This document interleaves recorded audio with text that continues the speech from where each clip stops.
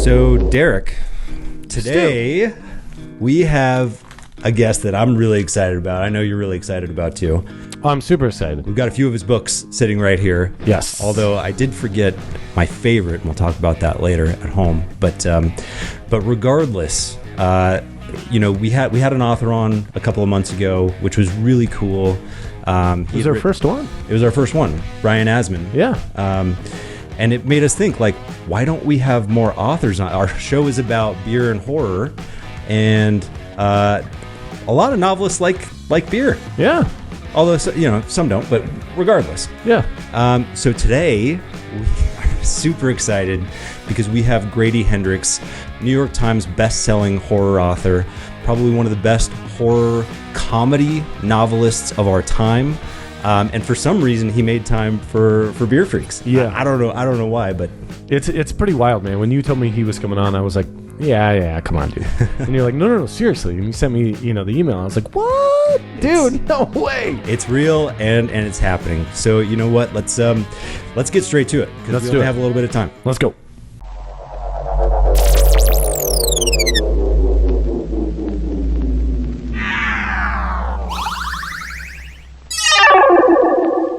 We're back. Grady, thank you so much for joining, man. Thank you so much. Hey, y'all, no, thanks for having me. I'm psyched to dive into a giant pool of domestic swill full of floating body parts.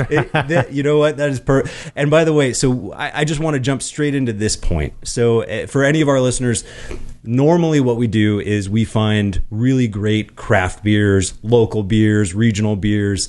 And when I emailed Grady, and I was just so excited that he emailed me back. Not only was he just very, clever and witty in who he was and how he responded, but he also had this great idea that I'm really excited for, because if you're watching this live, where it's not live, but if you're watching the video version of this podcast, what you'll see is we don't have craft beer in front of us today. We have some American favorites, right? We have the OGs that started everything. So Grady, can you tell us why we chose these beers today? Yeah, well, craft beer's great. It's always exciting, but I got to tell you, my tastes were formed in college and high school, mostly college. And man, you're drinking whatever's cheap. And I found that that's where I still gravitate to this day. Cheap domestic. So, hey, is profanity allowed on the show? 100%. It's actually encouraged. Yeah, it's not craft beer, it's crap beer. But it gets the job done. It's amazing. So if you're not watching the video, in front of us, we have Miller High Life, Bud Light, Coors, and Coors Light. And Grady, I imagine you have probably some similar, but maybe a few different ones as well. I've got 3 beers. I'm throwing some curveballs in there. I've got some choice commentary about some of your choices. I don't know. What should we start? I'd like, though, if it's okay with you guys, to start with, I think this is a 2022 bottle of Bud Light. Oh, I hear 2022 was a good year. It's a good year for Bud Light. Yeah. No, I can never twist off lids. Okay, well let's jump straight into it. I like your style, Grady. So we actually, just so you know, Grady, we actually got some little tasting glasses, which we thought were important. Oh, to nice. make sure that we had just the true tasting experience. So here you go, Derek. I'm going to pour you a little taster. Aw, thank you, man. I don't know that Bud Light's With the bouquet rise. You got to smell. You got to get the aroma. Look at the head on that. That's beautiful. You have to have the full tasting experience for a Bud Light. Wow. Now, 2022 probably not as good as 2018 for Bud Light, but I believe it's still a good year. The smell of barley, some hops there. Mm-hmm. Oh yeah. Oh, you know what? What you can smell? That's America. That's Main Street America. That is America. But mainstream America that's concerned with its waistline. Oh, indeed. Yeah, because we're not drinking the red can. We're drinking the blue can here. No. And I'll tell you, I wanted to do Bud Light because for me, every bar smells like Bud Light. I grew up with 3 older sisters, and so we never had Coke in the house. We always had Diet Coke, and we always had Tab. So I've always had that taste for the more watery, light version of drinks. And I fell in love with Bud Light. There used to be my go-to bar in New York on St. Mark's Place. It was there since about 1978 or 79, called the Grassroots Tavern. Old man bar, all wood and creaky. And during happy hour, it was $2 draft Bud Light and $1 popcorn. And, $3, you were set. You're set. You're good to go. Now we actually just got back from Flagstaff. We did a little tour there, and that's where I did my alma mater back in the college days. So Northern Arizona University, go Jacks. Now when I went to school, and this was 15 years ago now. Oh boy. Anyway, we had a bar called the Museum Club. Now we had dime beers. So very similar to your, like, they're all wood, all just it was a cowboy style bar. It's Arizona, right? Yeah. So you have a little bit of that cowboy thing going on, but dime beers. And what you got was a little 10-ounce plastic cup full of probably whatever shitty beer they were about to, go bad or something like that. So, yeah. But as a college kid, you don't care. And this is exactly, that's why, again, I think when you pitched this idea, I was like, this is brilliant. I don't know why we haven't done this before. We are going to taste test and enjoy some of our college favorites. We got to cheers it up with Grady right here. Yes. Yeah, cheers. Grady. Buddy. And now the problem is, for me, I can't taste Bud Light because it's got so many associations and memories with it. I don't know what I'm tasting. To me, it tastes like bar beer. It tastes like Grassroots Tavern. But honestly, I have no idea. I couldn't give you tasting notes because it's so wrapped up with nostalgia for me. Well, I think there's truth to that too, because I also think that literally Bud Light just tastes like the baseline beer. Like everything else is just based on Bud Light. So if you get a floral note from another beer, it's because you are comparing it to Bud Light in your head, or if you're getting a citrus note, because Bud Light doesn't have the citrus note. So to your point, you're exactly right. I think it's the baseline. Yeah, it really is. And it's and there's something, I don't know, man. It's got this seal, the Anheuser-Busch logo. It's just, it just says everything to me. I prefer the red and white label, but this still says quality to me. Well, and you know what? We got our most patriotic holiday right around the corner. You put a Budweiser next to a Bud Light, it just looks like the American flag. It does. Absolutely. Absolutely. Speaking of patriotism, though, I wanted to just ask you a couple of questions about yourself. So you now live in New York City, but you're by way of South Carolina. South Carolina, Charleston, South Carolina. Which comes through a ton in your books, right? I mean, a lot of them are based in the South, and they come through in your characters. So, I mean, honestly, I could pick any of your books, but one of the ones that sticks out the most to me in terms of the South coming through is A Southern Book Club's Guide to Slaying Vampires. Oh, sure. So, for obviously without any spoilers or anything like that, although the book's been out for a while, people catch up, okay? But without too many spoilers, can you describe a little bit about how your Southern influence impacts some books like that one?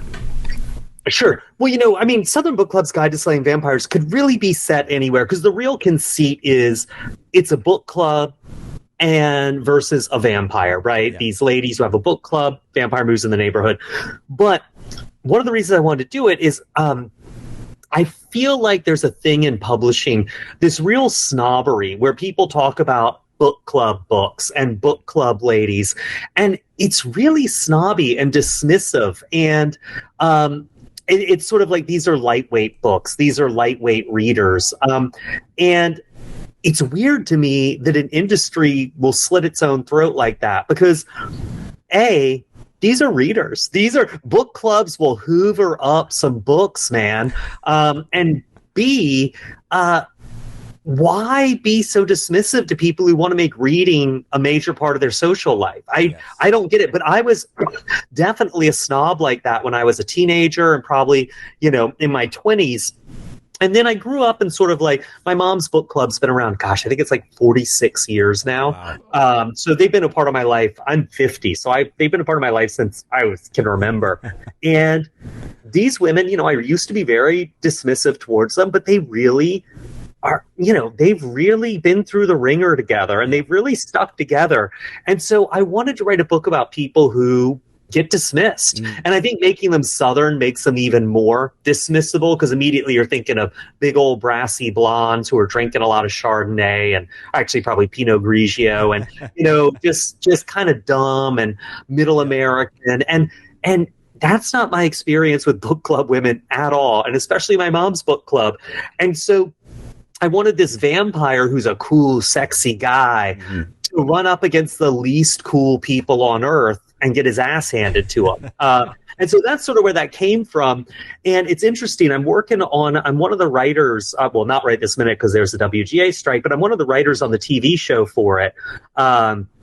That's being done by Danny McBride out of Charleston. He does Righteous Gemstones, a bunch of other stuff. Yeah. Yeah. And we've updated it to make it take place contemporary, and because the book's set in the 90s. And it's really been fun to update it because, there's no one I'd rather hang out with than a bunch of Southern women. They've all got their gummy routines figured out, and they're vaping, and they're on the boat, and they got a cooler, and, in the back of their golf cart, and they're living large. They're living their best lives. So it's been really, really fun to work on this thing. And it's kind of a bummer we've got to put it on pause at the moment. But it's been a blast. And it's funny. Putting it together, we've realized how much there is. And so it's like we've been working on the pilot before the strike, and we're all so psyched. There are only 3 of us writing it, but we're so psyched to dive into like the other episodes, just like to really get into like what sort of the nicey touristy Charleston-y South looks like in 2023. Yes. I mean, I love it. And I'm glad you brought that up, because that was going to be one of my questions. Is obviously they've already turned My Best Friend's Exorcism into a movie, which was an amazing movie. I enjoyed it. Oh, thanks. And so, there's got to be a lot more on the docket for you. I've read multiple rumors about stuff happening. Yeah. And so I can't wait to hear about what else you have going on. So the short version is Horrorstor is going to be a feature film, and the screenplay's done. Right before the strike, I was out in LA for about a week with the director, who hasn't been announced yet, just sort of fine-tuning things. And, like I said, there's a monkey wrench and everything, but that is ready to rumble. And I think it's his next movie, fingers crossed. How to Sell a Haunted House. We've got a director attached. Sam Raimi's producing. I'm doing the screenplay again. And the draft went in. Yeah, I was really psyched. Well, it's funny. Do you guys remember this thing called Quibi? Yes. Quibi. Yeah. It was Quibi was that thing where you could just for a flip phone. It was meant for phones, right? The super micro, like 5-minute movies, 10-minute movies. Yeah. I think like Jeffrey Katzenberger thought it was going to be the next big thing, and it really flamed out. But Sam Raimi had an anthology show on there called 50 States of Fear, and I had an episode in there. Whoa. And so I had done a Zoom call doing a table read with him and a bunch of people. And like the notes Sam Raimi gave were so freaking good. They're the best notes I've ever gotten from someone. And so I was so psyched. Like I really pushed hard to get him involved with How to Sell a Haunted House, because he's so good, man. Well, and honestly, like Sam Raimi seems perfect for your style. Because you do have, obviously your books, by the way, there are several scenes that still stick with me to this day. The parking lot, or the rest stop scene from Our Souls. There's some. That was such a bummer to write stuff. But so Paul Tremblay, another acclaimed horror author right now, called you the best horror comedy writer of our time. I don't know if you heard that. That's very nice of Paul. Yeah, it's it's super nice of Paul. And considering how mean I am to him on a regular basis, I'm like, I'm very grateful. Yeah. But it was great. And so Horrorstor, How to Sell a Haunted House, Southern Book Club is a series, and then Final Girl Support Group's also a series from HBO Max. And so the Danny McBride one's going to be an HBO for Southern Book Club, and then HBO Max, and that's got Charlize Theron producing, and then Barbara and Andy Machete, who did The Flash and the It movies, are directing the pilot, or doing the pilot, and they've got a writer attached, and they got a pilot script, and they were doing notes and going back and forth on that when the strike happened. So So man. everything except We Sold Our Soul seems to be teed up somewhere, somehow. Well, which is funny because, to be quite honest, I mean, I love all of your books, and I hope that this doesn't get taken the wrong way at all. We Sold Our Souls is my favorite of all. Oh, it's my favorite too, hands down. It's incredible, and one of the things that I was wondering, obviously, it's all about a heavy metal band, and your references to heavy metal are deep cuts. I mean, we're talking deep tracks and stuff like that. So, are you? Is that your genre? Like, are you a heavy metal listener? No, and I was one of those jerks in high school and college who, like, I thought heavy metal was for idiots. And when it came time to do the book, I was like, I want to write about a really dismissible band. And I had just seen that documentary Anvil, which is so good, about the Canadian metal band that sort of like never quite made it. And that was really on my mind. And I was like, metal is like the only genre of music that's just not cool. Like, you say I'm into like dank gangster rap, at least you've got some street cred. You say you're into metal, and people assume you live in your mom's basement and watch a lot of porn. Like, and it's true. It's so true. It's true. For so I started. I'm just kidding. Oh yeah. So I started listening to metal to sort of get into it, and like, I took me a while to find my way in, which turned out to be like Black Sabbath by Black Sabbath on their album Black Sabbath, like going right back to the first band, the first album, the first big track. Should have started there. And then, man, the sky was the limit. And I'm like, there's so many metal bands I listen to now. That my life would be poor without them. I mean, it's like the idea that I got through this much of my life without listening to Metallica or Slayer or, I listened to Sleep Dope Smoker relentlessly writing that book, Devin Townsend Project, so much stuff, Mastodon's Leviathan album, Wolves in the Throne Room, Woods of Eeps. I mean, it's just like so much stuff. And like, one of the two things really saved me. One was that metalheads are the nicest people on earth. And so you'd be at a club or a bar or a show and you'd say to someone, oh, what should I be listening to? And boom. Like, I have so many cocktail napkins and coasters and scraps of paper with like bands and albums written on it. Like, metalheads are the most welcoming people I've ever met in any fandom. It's so true. It's so yeah. And I will tell you, like, I was probably into alt rock for most of my life. I grew up in San Diego, and there's the whole thing. But my wife was super into metal, and I was like, that's weird. I didn't. Oh, that's awesome. And so she got me into metal, and I was like, and one of the first shows we went to, and you could argue it's more pop metal, but like Rob Zombie, we went to go see him in Las Vegas. And I was a little nervous, I'm like a 25-year-old dude, and I'm like, what are they going to beat me up, because I'm not wearing all black or something. They are the nicest people in the world, it's just a phenomenal group of people. And it's funny, I know some folks who've worked with Rob Zombie before, and they're like, say what you will about his movies, he is the sweetest dude you will ever meet in your life.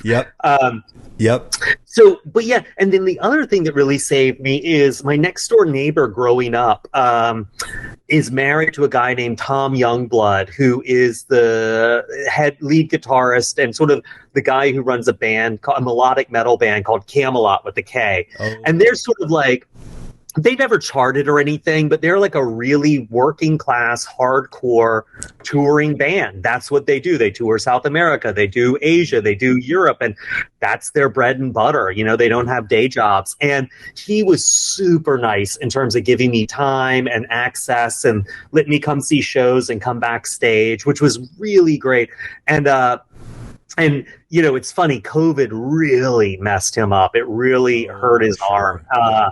And he's back on the road again, but it was like a long recovery process. But no doubt. So I had some insiders, and then I had fans, and they just really steered me through. And I don't know, man. I love that book. That's my favorite of my books, to be honest. So, I mean, and again, all of your books are just incredible. I laugh. Okay. I get, scared. Sometimes I have to turn all the lights on, when I go to the bathroom at night because I'm thinking of, a Grady Hendrix book. But also, I mean, some of your thoughts in the books are profound. There was I'm going to butcher this line from We Sold Our Souls, but it was something, I think it was something like basically a song is not a bullet. It is like a breaker of chains or something like that. And it was something along those lines. And it was like, but because I think you really delved into the depths of these people who listen to this kind of heavy metal music and stuff like that. And it's not meant to be, this violent thing. It's actually meant to feel freeing, which I was just like, God, it's like you've just figured out this thing. And so are those the experiences that you had that you just talked about? Are those the kinds of things that allowed you to dive into that psyche? Yeah, I mean, I really, I wish I wrote faster, but I sort of like really go into my books deep, and so when I'm writing them, I am a true believer. It's funny, I was listening to I don't know, this Swedish metal band called Zeal and Ardor. I think I've heard of it. Oh man, they're great. But their whole Black Guy is the songwriter and the singer and the lead guitarist, and his whole thing is they base their music, and it's some dank metal, but it is like they base it on slave spirituals. But the thing is, they're about Satan, and so they're like, because he's like, what were you looking for? You're enslaved. Everyone despises you. Everyone's turned their back on you. The only person there offering you hope is Satan. And I've always loved that. I've always sort of felt like, Satan's there for the little guys. And the songs are great, but it really got me thinking about the connection, because a lot of these metal guys, especially the early ones, come out of blues, and that's so liberation music, you know what I mean? And it's like, and so there's a real line running from early spirituals and blues through rock and metal. Yep. And it's the music that's there when everyone's turned their back on you. I feel like, it's the one that, like, if you're in pain, if you're angry, if you're alone, that's where you hear your echoes, that's when you feel like someone else feels like I do. And so that really pinged for me, it really pulled a trigger. Yeah, it's amazing. I love it. And it's really cool that you dive, and I assume that where you dive into these depths, because you just said you don't write fast and you like to dive deep into these things. That's got to come from your reporting background, right? Because obviously you've written for major publications, and so that's where you. For a long time. Yeah, for a long time, I was a journalist, in quotation marks. I did cultural coverage, so like celebrity profiles and reviews and things. But I love doing research. And one of the nice things about books is, like, it gives you an excuse just to call people and ask questions. Yes. And that's been so much fun. I did that a lot with We Sold Our Souls. I'm doing that a huge amount with the book I'm working on now, which is set in a home for unwed mothers in 1970. And like, it's a book where every character is pregnant, and I am a middle-aged man with no children. So I'm way out of my depth. And like, man, I am having some profound uterus conversations with a lot of women who've had kids and a lot of OBs and stuff. And it's been a blast. That's amazing. And one of the things that's been really interesting, and I don't want to harp on this too much because I'm sort of like wrapping this book up, or at least the first draft, but there's this really wild strain historically in feminism from the 19th century and into the early 20th century of what was called satanic feminism, where a lot of these early suffragettes and things saw Satan as this liberation figure, as like, hey, everyone tells us to go to church and to worship God and to be good. And that means we have no rights and we're basically our husband's property and we can't vote. But then you got this guy who rebels against all that and like breaks the chains and gets thrown out of heaven for like, flipping God the bird. Yeah. And that's Satan. And you have in all these sort of feminist books, a lot of which have been forgotten, but this real use of Satan as like a superhero. And actually, a lot of the early suffragettes, Susan B. Anthony and those guys, they helped write something called the Feminist Bible, which was a female-centered version of the Bible, like a translation. And Satan has a huge, really like heroic role in it, which is way. For me. Feminist It's like Bible? these 1950s. The Feminist Bible, and like it was like, I think it's called the Feminist Bible. Hold on, Feminist Bible or Women's Bible? But like it is the Women's Bible, I think is what it's called. Yeah, Elizabeth Cady Stanton in 1885, and like it's like metal. It is basically these early suffragettes were like metalheads. They're like, "Hail Satan!" Yeah. It's like counterculture, you know. Yeah. Like you root for the little. If you're the little guy, you kind of root for the little guy, and that's kind of like what's going on. And also, I got to say, satanic feminism sounds badass. Sounds Like so badass. And Grady, I got a question for you as far as kind of the process of how you work. You said you work slow, like as far as, you know, doing research and stuff like that. But give me kind of a look into when you think of an idea from conception to, I don't even want to say first draft, to when, all right, the book is out. Like, what would you say, like, how long of a process is that? And what's like a day in the life of writing it? So I used to be able to. Yeah, I used to be able to do it in about 10 months, and now it takes me a year to a year and a half to write a book. Basically, it's usually an idea I've had for a long time. Like Final Girl Support Group, I think the first draft was like 2014 or 15. Southern Book Club, I found a document with the opening paragraph of that book that I wound up not using, but like written from 2009. Like it's, you know, I sit with this stuff. Like it just sort of, like if it sticks around, I'm like, maybe there's a book there. Then I sort of start doing a lot of research, reading stuff in the field, like doing Southern Book Club. I was like reading a bunch of books, like they were about quote unquote housewives. And I was really appalled by a lot of them because a lot of them are literary fiction and they take a really dim view. They're like, oh, housewife, so frustrated. Life sucks. I just want to die. And I'm like, this is not the experience of women I know who, you know, don't have a 9-to-5 job. Like, it's, I mean, it's part of it, but it's not all of it. Right. And usually what I hope happens is kind of the characters start to bubble up and I try to stick with them. And what happens is I'll write a draft that I'm like, I know what's going to happen. I know what's going to happen in this draft.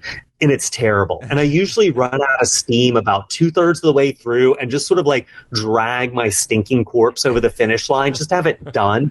Because you can't fix something unless you've got it start to finish done. Yeah. And then I go back and I'm like, okay, let me figure this out. And I start outlining it and I usually give up on that. And then what'll usually happen is around a second draft, I'll stop and do huge character backgrounds, like big bios. Like for How to Sell a Haunted House, which is about a family, I wound up writing, I think it was like a 16,000 word year by year history of the family, starting from when the mom and dad met each other. Because I had to, families are all backstory. It's all inside jokes. It's, I mean, I'm sure it's happened to y'all where you're dating someone or you're involved with someone and you go to have dinner with their family for the first time and you like leave and you're like, that was nice. And they're like, are you kidding me? Did you hear what my mom said? And it all just goes over your head. You don't know the references. You don't know the backstory. So I had to get that backstory, even though it's not on the page. And so then it's just a matter of like getting out of my own way. Like, trying to write, like I wind up taking out a lot of the cool stuff I thought I wanted in the book and just focusing on the characters and usually the one main character. And I've realized like I'm not a great stylist, but what I can do is kind of try to be my writing to be like a clear pane of glass between the reader and the story. Yeah. Like they're just looking right through me to the story. And that's what I want. Like some people are great.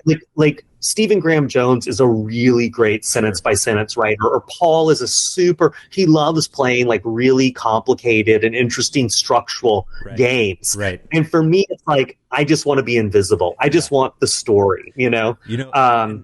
Sorry, I didn't mean to cut you off. It's mostly me trying to get out of my own way. Sorry, what were you saying? No, I didn't mean to cut you off. I mean, but No. it's so interesting because I think that's a really, really good point. Is when I read your books, I don't feel like there's a narrative structure happening around. Like I'm not conscious of. Oh, good. Like I'm not conscious of someone writing this book. I'm just in it, and I just feel it. And then I think to your point, it's interesting that you say that you wrote that backstory for the family in How to Sell a Haunted House. Happy to say I just finished the book last night. I was, I wanted to make sure it was done before I got here today. Thank you. I tried to get it done earlier, but then my son's birthday, all kinds of stuff. Regardless, I finished it.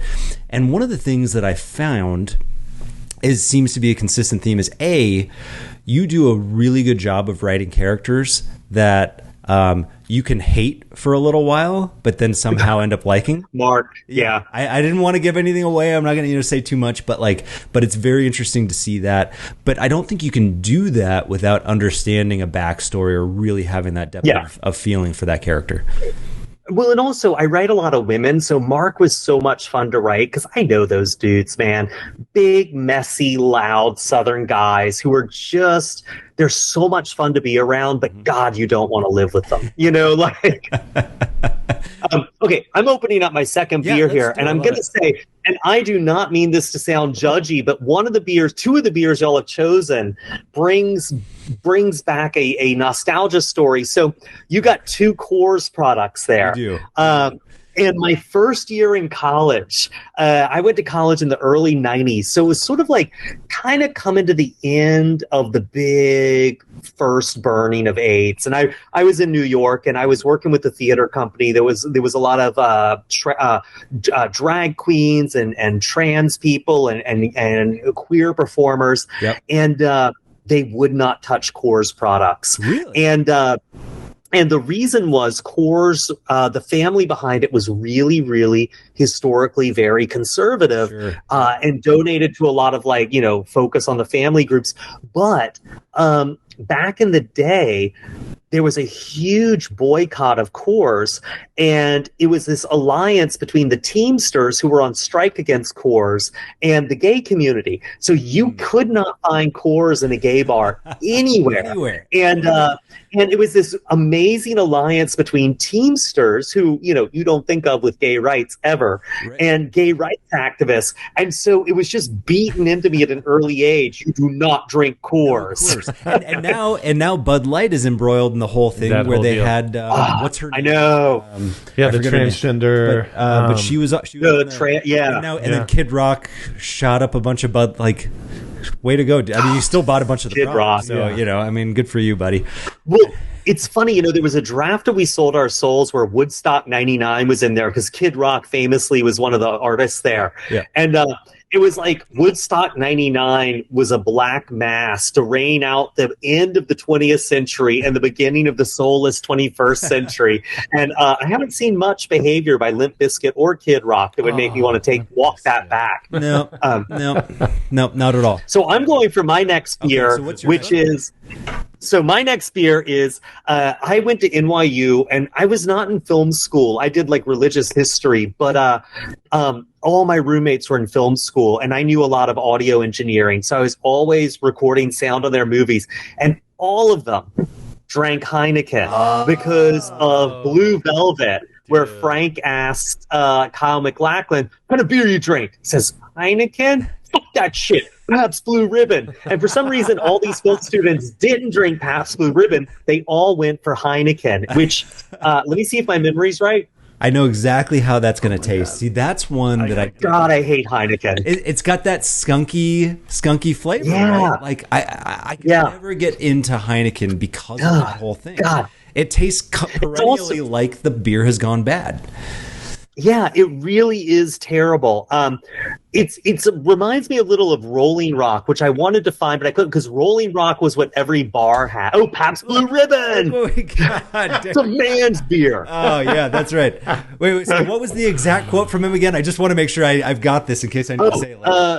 I think it was, what kind of beer you drank? Heineken? Fuck that shit. Pabst Blue Ribbon. That's a man's beer. Derek, fuck that Fuck shit. that Pabst shit. Blue Ribbon. Cheers. Oh, cheers, Grady. Oh, amazing. Now PBR though. But I wanted to find rolling. So wait, how does Pabst Blue Ribbon taste? Okay, so let's take a quick sip because I'm pretty sure it's going to taste very similar to Bud Light. Honestly, I'm a bigger fan of PBR than I am of Bud Light. I think it's a little bit more. It's got more gravity. Yeah, it's just That's more gravity. I can't.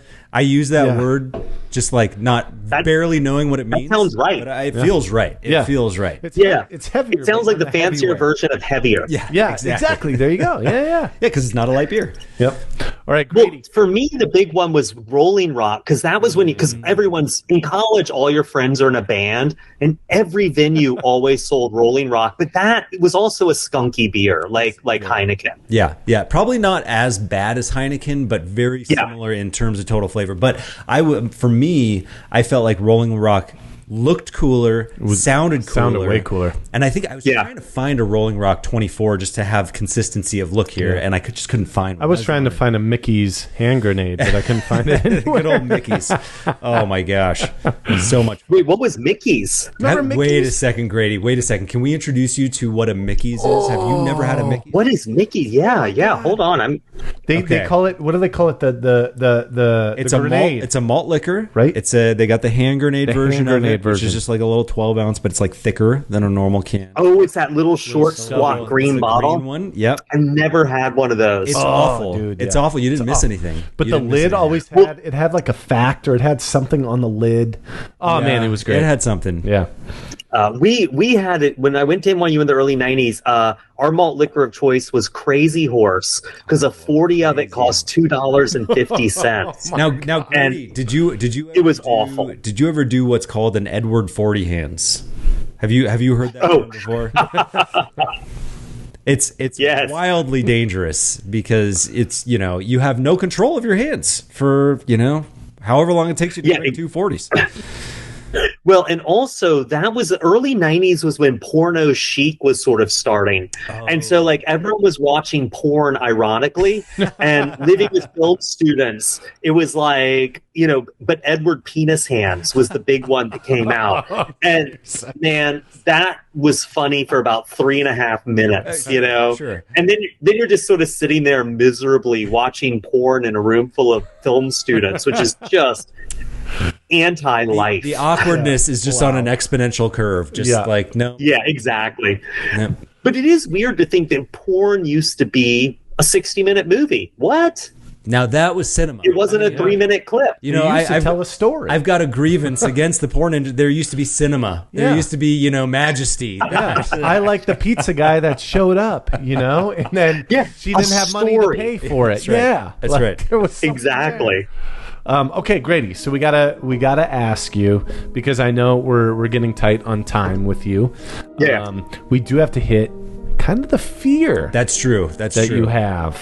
That's true. Like a very deep fear of yours. Which, by the way, not that we're trying to, but there is a little extra pressure on you as a horror author. Yeah.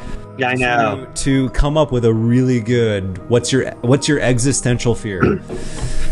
Well, the problem is, if you write horror, you kind of develop a capacity to be scared of anything. You know what I mean? Like you can convince yourself anything's scary if you think about it enough. But I will say 2 fears that have really stuck with me all my life. One is it's very boring, but the dark. I'm really scared of the dark. That's not boring at all. Yeah, it's terrible. I don't like it. I don't like walking around outside in the dark. I don't like it when the house is dark. I get sleep paralysis sometimes, and I don't like waking up alone in the dark and you're shouting at something and you can't. It's just awful. I hate it. But so the dark times you're in hotels probably alone quite a bit. Yeah, that's terrible. How do you do it by yourself? Because I'm right there with you, man. Me and you. I get sleep paralysis really bad to where like my wife has had to wake me up because I've been screaming, and it's embarrassing, sucks, dude. Like, so what do you do when you're by yourself? Because I gotta have everything on, all lights on, TV on, sound on, just enough to where I can hear something. Yeah, see, my hotel ritual is I come in and I put the locks on the door, and then I search the room. I do behind the curtains, under the bed, behind the shower. And once I've searched it, I'm like, nothing's going to materialize. I'm okay.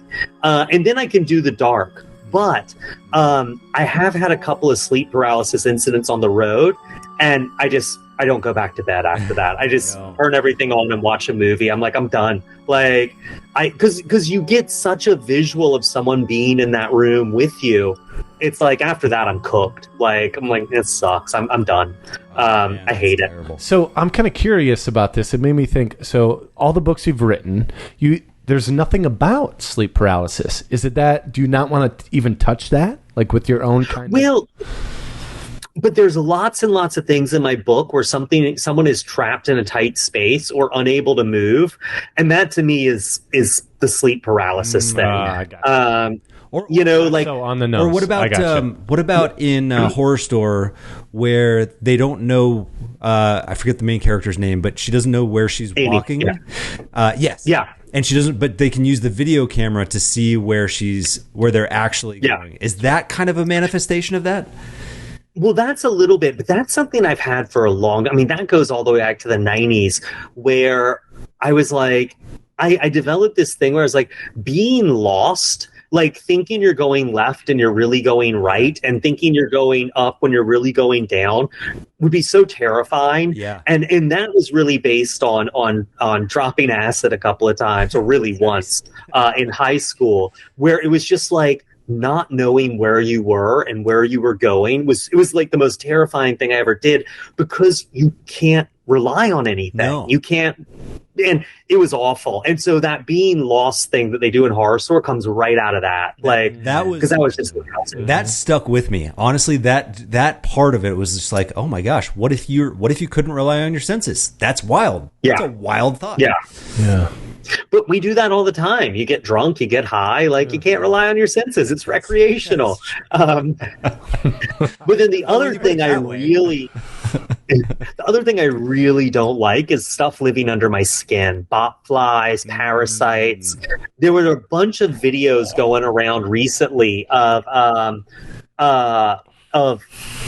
there's a parasite called a hair worm that's like a long black worm, and it would get inside praying mantises and things, and it hates water.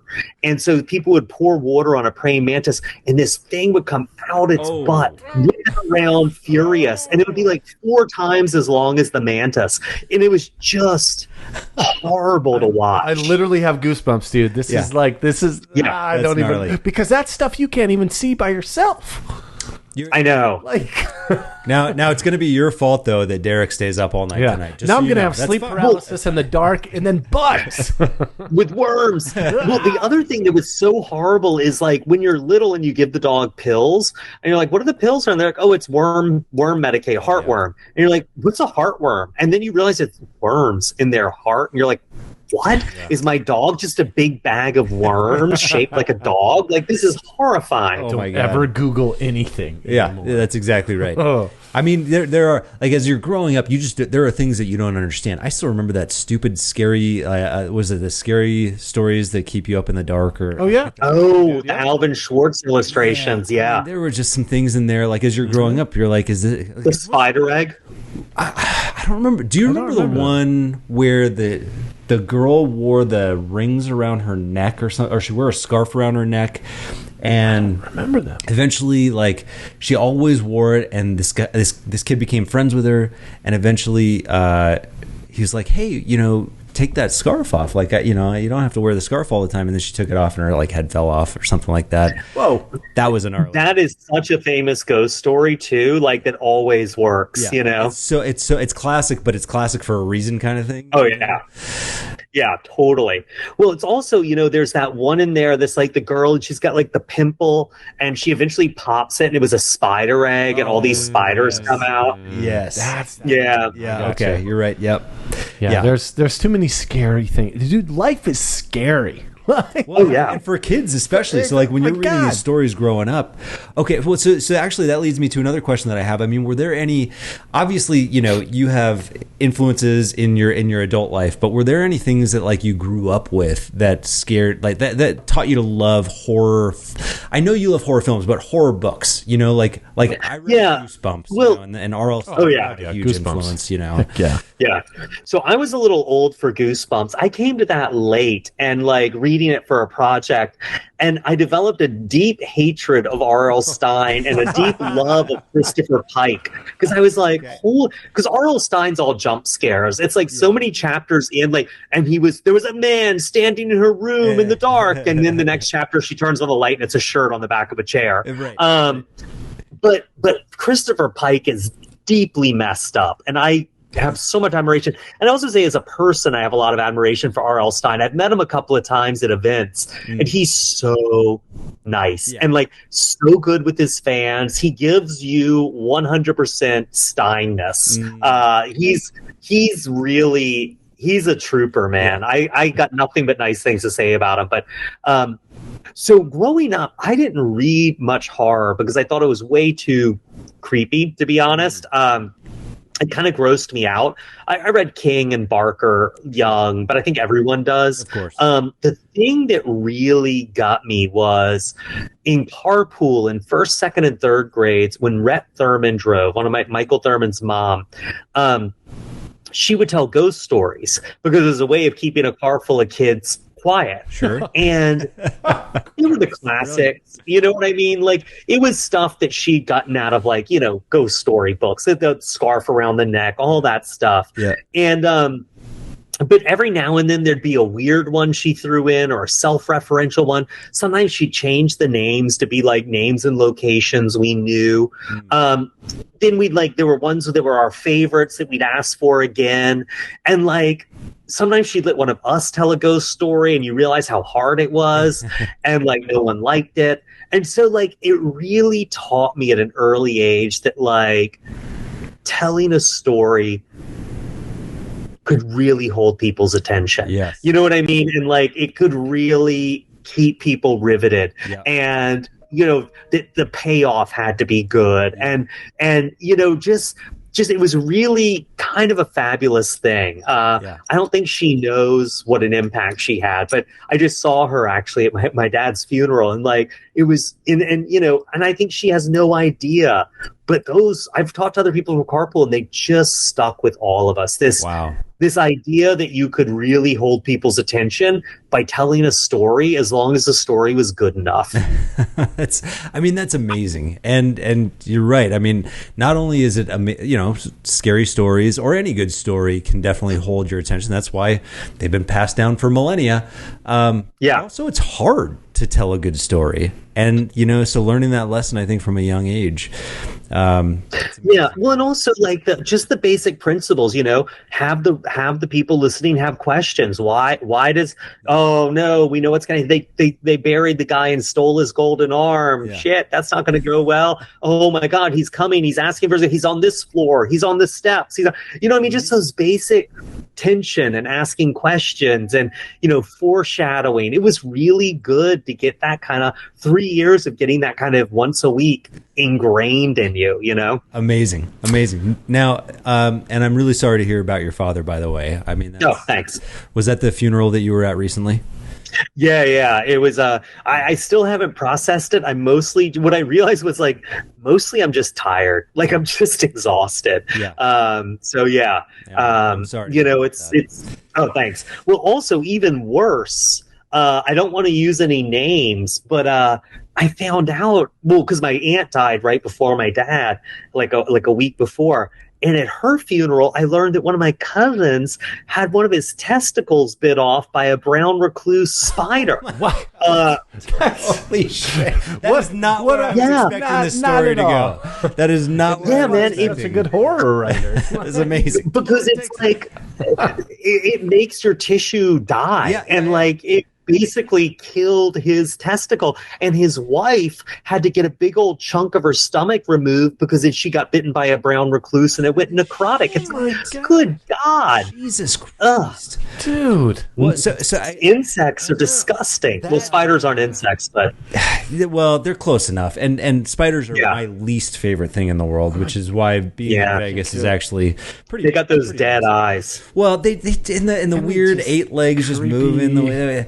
But there are very few spiders here. They can't survive the 115 degree temperature. They come inside a lot. But I mean, but it's cool to hear where your sort of inspiration came from. I guess at an early age. Now, my question, the reason I was asking about your father is, did your parents know that she was telling you these horror stories when you guys were kids? Oh yeah, they were like, great. She keeps them shut up. No one fights when she drives carpool. so she was brilliant. She had all figured out. That's awesome. Oh yeah. Well, and it's also like, I mean, they were. Ghost stories around the campfire. It's a tradition, like all right. It's wholesome. It is. All right, Grady. So we're gonna get into the third and final beer, and I gotta ask you about, because I'm really big into, I love character development. I love to act. I love to do all that stuff. So that's like a big thing for me. And I saw and read that you do like one-man shows instead of like normal book kind of signings. And so that, I was like, dude, I got to ask him about this. But I want to hear about it after we touch on this third beer. Okay. So you guys, I think, are going for the Miller High Life next, which I'll be very curious because I'm not sure it's the champagne of beers. It's got such great packaging, and every time I open a Miller, I'm a little disappointed. I think it's a little too sweet, a little too frothy. But I had to go to what was available at my deli, and so I have a big history with Qingdao, which is like the look at you. It's basically the Budweiser of China. And in college, your big meal when you're broke was the Chinese meal. Of course. And so and then you'd be like, oh, and Qingdao beer, and it's only like $4. This is like a fancy foreign beer. And then I lived in Hong Kong for a little while, and like Qingdao was Bud, and I gotta say, I actually like it a lot. Let me see if memory serves. Okay, yeah, let's see it. Now we need to get the review as well. Like, does it still hold up in the way that you hope it does? And when was the last time you had that? So I haven't had a Qingdao in probably 4 years. Okay. So it's been a while, but not too long. It's goes in that skunky kind of Rolling Rock Heineken green bottle thing, but it stops just short of being unpleasant. It's a little more mellow, super stinky. I actually got to say, Qingdao, I would go Bud Light, Qingdao, leave out the Heineken and Rolling Rock. Okay, there you go. So go with the baseline. Yep. Stick with the Qingdao. So by the way, it's just funny because I had a buddy who loved that beer, but he always called it Tsingtao. I have no idea. Oh, see, I'm being pretentious and calling it Qingdao, but probably the right way to say it, though. I mean, I'm sure Tsingtao is probably just as good. I have, it wasn't okay. So I got to hear the tasty notes from the Miller High Life. Oh yeah, fill me up, Derek. Well, this is a big one, established 1903. Okay, Miller High Life champagne of beers, which, by the way, do you know that Miller High Life cannot be distributed in the EU? Because on its can and bottles it says champagne of beers, and they take that champagne very seriously. Oh yeah, so literally in champagne. 2,000 cans. Some guy ordered it for a private party in Germany, and they got crushed at the port in Belgium because they were like, you cannot have this beer in this country. Well, I gotta say, it's a classy beer, but I'm not sure. Let me know what you think. Well, cheers again, Grady. Cheers. Well, I just got mostly foam. Yeah. It's a little funkier than the Bud Light. It's a little funkier than the Bud Light. Again, the Bud Light, you go back to, that's like a very baseline. That is what a basic beer should be. I think PBR. I think PBR is my jam right now. That's it. Yeah, out of all of this? I'm with you. Actually, I'd probably go PBR. I may even go, to be honest, and this has nothing to do with the cultural reference, Grady, that you mentioned earlier, because I fully support the LGBTQ community. But I grew up on Coors, like that was like my college. Oh, sure. I had no idea about the whole problematic, side of it. Yeah. But that was just like sort of a Coors, because I went to school in Arizona. It's kind of close to Colorado, and that whole thing. Oh, sure. But yeah, PBR. This High Life tastes like shit, to be honest. Yeah, it does. There's no weight to it. There's no. I mean, the flavor's not even there. It's just kind of like. I remember being a little sharp and acrid. Yeah, it's a little acrid is a very good term. Yeah, I don't. And that's why you're the writer, and. I'm very happy with my Qingdao over here. I think you've chosen why. In the words of Indiana Jones, it wasn't the Temple of Doom. It was Last Crusade. You have chosen wisely. We have chosen poorly. All right, Grady, one man show. We got to talk about it. Yeah. So just nuts. When I did Horrorstor, I was doing book tour. You read from the book, you do a Q&A, and it sucked. It was so boring. I was bored. The people there were bored. It was just awful. And after that, I was like, I'm never doing that again. Like, it was terrible. And so, excuse me. This is what started doing on a beer show. So don't even worry. Exactly. What we do all the time. We just kind of let it roll. And so on my best friend's Exorcism, I started experimenting with doing something a little extra. And I wasn't quite there yet. I was figuring out. But then when I did Paperbacks from Hell, I did a full-on show. It's a history of the horror paperback boom. It ran 60 minutes. It had 2 completely stupid songs in it. It had slides, and it Wait, did you sing fast. the songs? Did you sing the songs? Oh, yeah. Oh, my gosh, everything. that's amazing. Yeah. Do you are these on I YouTube do 'em. anywhere that we could find? I hope not. I'd ask people not to put it up online because I really want it to be, A, I don't want anyone to be subjected to my singing, and B, I want it to be like an experience, like, hey, we're doing this in this place live, humans in a room. But it was also like, so now I do those with every book. So when I did We Sold Our Soul, the show was like the history of horror, heavy metal and horror. Yeah. When I did How to Sell a Haunted House, it's about the history of haunted houses. It always runs an hour. Haunted House doesn't have songs in it, but the other ones all do. Final Girls has songs in it. They all have slides. So I run the slides during the show, and usually it's about 120 to 170 slides, and it's a 60-minute show, so it really moves fast. Yeah. And one of my touchstones for it is I'm a big 19th century history buff, and in the 19th century and even into the 20th century, public lectures were a thing. And you had people like Robert Benchley and stuff who would do comic public lectures. And you had people who would do, thousands of people would come out to hear a lecture on glaciers, and it would be entertaining and exciting. And the person giving it would be a showman. And I really love that format. Yeah. And so I do this. And I've actually got one I did for a while that I'm trying to find a good venue for, again, to bring it back, called Summerland Lost, which is sort of a history of Kate and Maggie Fox, who were the 2 teenage girls who started the spiritualism craze in the 19th century, which is not connected to any book, but I love doing that show. And so it's just fun. Yeah. And it's really nice.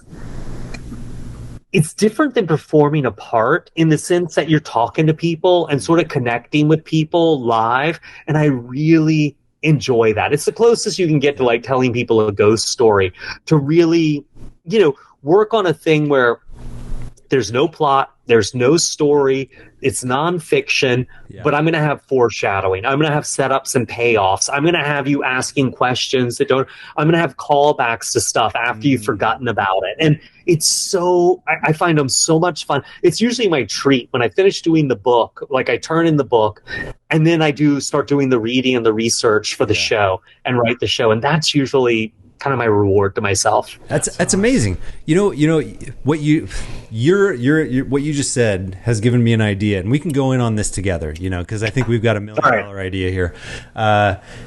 So it's like TED. It's like TED Talks. Oh yeah. but for like stories, right? And so we create a platform where people can go and pitch their books, talk about their books, all that kind of stuff. And it's more for entertainment than for saving the world. Although I do believe fiction saves the world in 100%. A lot of ways. Yeah. Well, it's also people, especially Americans, we're always a little suspicious of entertainment. Like, where's the spinach? Like, where's the vitamins? And so people really love learning something, so like when I did the Final Girl support group show, it's sort of a history of murder books, but it's also like, okay, why is there this character in Psycho and Silence of the Lambs and so many other books that's like a scary trans killer? Like, where's that come from? And it was actually really fun to trace that back, not just to Ed Gein, but also to realize that Ed Gein was not a cross-dresser.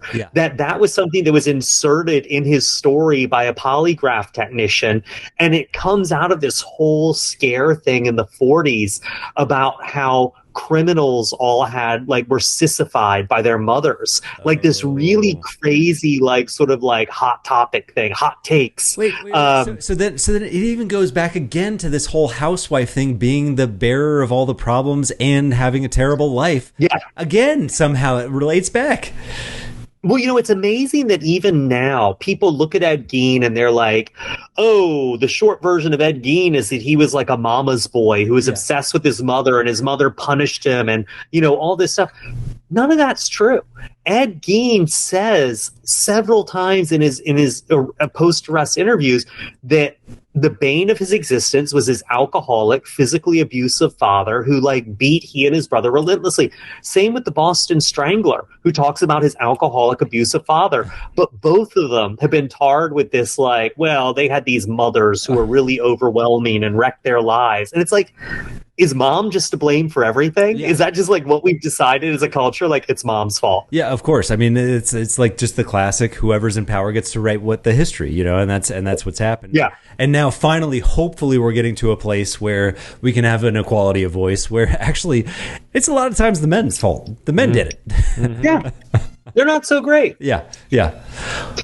So it's really, but people really love hearing where this stuff comes from and sort of the history of it. And if you can make it fun and entertaining and throw in some stupid songs, it's a blast. I love doing it. Do you ever come to Vegas for any of these events? I have not. And, it's funny. I can't. So with How to Sell a Haunted House, I was doing book tour. And at this point, I've done the shows enough and tours enough that there's bookstores in a lot of states I work with that have a history with me.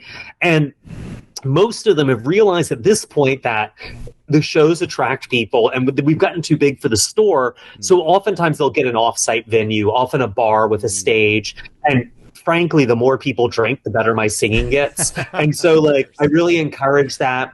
But when we tried to go out west this year, even bookstores that had worked with me, just no one was willing to go off site. And so for the next book that's coming out in 2024, the Unwed Mothers one, I'm determined to do the West Coast and the Southwest because I haven't done it since 2016 or 2017. But I got to find bookstores that are willing to because now it's been years since I've been out there. So let's get a bar, let's get some beer in there. Let's not just do 30 chairs in the back of your store. Let's go somewhere. Let's have a party. This. Derek and I can make that. We will make that happen in Vegas we whenever know you're ready. that area very well. That is our. What's the big indie bookstore in Vegas? So Copper Cat is probably one of the coolest in Vegas. It's actually out in Henderson, but it's all connected. Yeah. It's a great local bookstore. But also, I mean, if you want to open it up to a bigger venue too, there are plenty of small local bars, breweries that Derek and I are very good friends with that we can make it work. I've done a few brewery shows and those are great. Oh heck yeah, absolutely. And we like sticking local, so breweries and writers and all that stuff. I mean, it'd be a fantastic mix. You let us know. Yeah, we'll make that connection. I'm in. Happy to. Also, I haven't been to Vegas in forever. It's such a weird city, man. Such a weird city, and it only gets weirder every year, man. It's amazing. Now we have sports teams here. It's wild. It's just changing every year. But I do know you have a draft due very soon, and we don't want to hold you back from that. Right, no, I appreciate it. I'm sorry to have to bail after an hour and change, but I got to get this thing written, man. Gave us plenty of time. I'm in the middle of a bathroom ghost. Oh, well, you know what? If in a few weeks or months you can give us any inside information, I can't wait for your next book. We're Derek and I love your stuff. Mm-hmm. The only one that I haven't read is the nonfiction one that won the Bram Stoker Award, which I really need to get to, but I just love your fiction so much. That's all I've been stuck on for a while. One day. All right, now, real quick, Grady. Favorite bar in New York? Me and my wife are going there. I've never been. We're going there for the Back to the Future Broadway play coming out in July. Okay. So give me a good bar. Okay, so a lot of dive bars are long gone, which is such a bummer. So I'm going to give you, let's see, hold on. So there's a couple of bars I like that are super weird. And dive bars are sort of done. Hold on. Okay, so I'm going to go back to the Bud Light. I'm going back to PBR. I already finished mine. Okay, so the two bars, actually there's three bars I would really say are worth it. Okay. If you want to do actually two bars that I think that are worth going out of your way for. One is Grand Central Oyster Bar. It's a restaurant, but they have a huge saloon and a bar. Ooh. And I gotta say, man, it is an old school New York institution. The martinis are still great. It is really, really worth the time. Cool. It is in Grand Central Station. Okay. Love it. For a dive, there's not much left these days, but I will say, I think they call it Cloud Social Rooftop Bar, and it's a rooftop bar that is on the top of, I think, a Red Roof Inn or some kind of cheesy hotel, and it is as bare bones as they get, man. It is a rooftop, and if you want food, you get a delivery to the rooftop, cool. Like a pizza. Nice. So that's I actually haven't been there in a few years, but it used to be great. K-Town has some great bars. Oh, and actually, if you want a really, really good view, hold on. And what's K-Town? I'm sorry. Koreatown. Oh, Koreatown. Oh, Koreatown. Yeah, it's in the 30s. Probably a good karaoke there, too. Okay. I have to imagine. Is that accurate? Yes. Okay. A lot of so there's actually two really good bars that hold on. That are both, one's Japanese and one's Korean, and they were both deeply unpopular restaurants. But they're way up in skyscrapers with beautiful views. So the Korean one is around K-Town. It's called Gaonuri, Gaonnuri. And you go up there and have a drink at the bar. No one's in the restaurant. It's pretty much almost always empty. And it's on the 50th or 60th floor, and the view is stunning. Awesome. And then there's a place called Saki no Hana. And it's in the Moxie Hotel down on the Lower East Side. Yeah, and they tried staying in that hotel. So they tried to make this thing happen as hip club, and during the week, no one's there. They've got a doorman and a bouncer and all this stuff, and they're just go up. And it is the 30th or 40th floor to ceiling windows, and the last time I was there were 6 other people in the entire bar. Again, it's a great view. Incredible. But definitely though, if you're going to do one of those Grand Central Oyster Bar, man, a martini and some oysters, it's so great. Okay, awesome, man. Thank you so much. I've heard that before. That's amazing. Yeah, thank you very much. And I know you got to go, so real quick, 5 seconds. Best area to stay in New York City that is not touristy, but that we can leave our hotel for this and get to some good wine bars or restaurants and stuff. I told him Brooklyn, but I don't know. I don't know very well. It's been a while. No, I think you're right. Honestly, staying in Williamsburg or somewhere like that is actually going to be your friend. Perfect. But also, I gotta say, I really like my neighborhood, which is sort of the East 20s, and there's a ton of hotels around here. It's not downtown enough to be hip. It's not uptown enough to be expensive, but you can get anywhere super fast. Cool. So yeah, Flatiron. I would say Flatiron, Gramercy, Yep. Murray Hill, or Williamsburg are both like probably the better areas, or Dumbo, better areas to stay. Awesome. Amazing. Dude, thank you Dumbo's so a little much. off the beaten path from everywhere else, but like it's a fun neighborhood. Cool.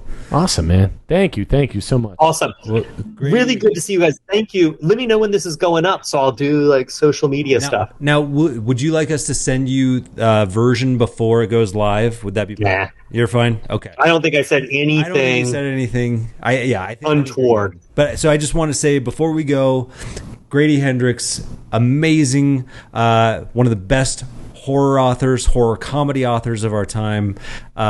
Books include Horrorstor, My Best Friend's Exorcism, Paperbacks from Hell, which he won a Bram Stoker Award for, We Sold Our Souls, Southern Book Club's Guide to Slaying Vampires, Final Girl Support Group, and most recently, How to Sell a Haunted House, which just came out this year, and it's amazing. Grady, thank you so much for being on the show. Thank you so much. Oh, dudes, thank you so much for having me, and take care. Yep. Thanks. And don't drink Miller High Life again. Never. Never. Thanks Thanks man. again, man.